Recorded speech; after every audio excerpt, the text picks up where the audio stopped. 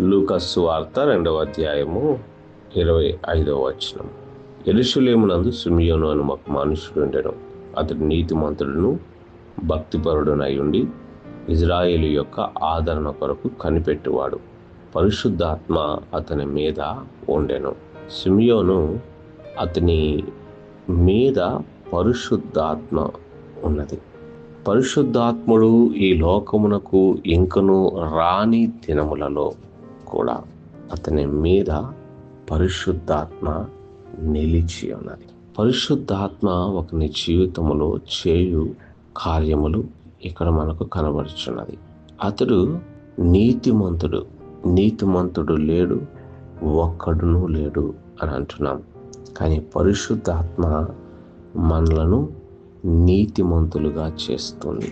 పరిశుద్ధాత్మ ఆయన హస్తానికి అప్పగించుకునేటట్లు, ఆయన వాక్యమునకు విధేయత చూపించేటట్లు, ఆయన నీతిలో ఎదుగునట్లు సహాయం చేస్తుంది.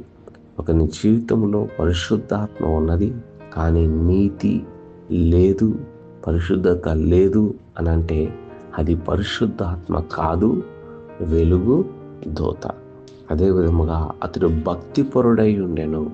పరిశుద్ధాత్మ ఒకని మీద ఉన్నట్లయితే దేవుని యందు భయభక్తులు కలిగినటువంటి వానిగా చేసి ఆయనతో సహవాసము కలిగి ఉండేలాగా చేస్తుంది.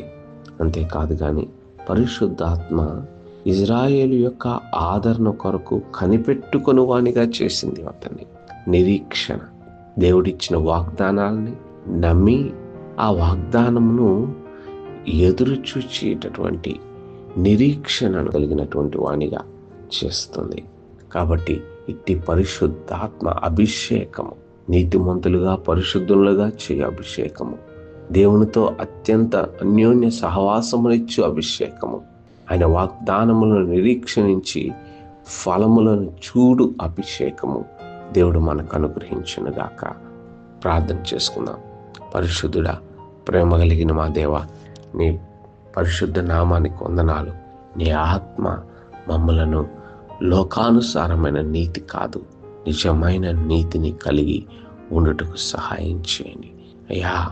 నీ ఆత్మ అన్యోన్య సహవాసమును ఎన్నడూ నిన్ను విడువని ఎడబాయని స్థితిని దయచేయండి.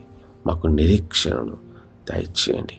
నీ కొరకు గొప్ప కార్యములు చూచువారిగా చేయువారిగా చేయమని నీ హస్తమునకు అప్పగించుకుంటూ యేసు నామమున వేడుచున్నాను తండ్రి. ఆమెన్.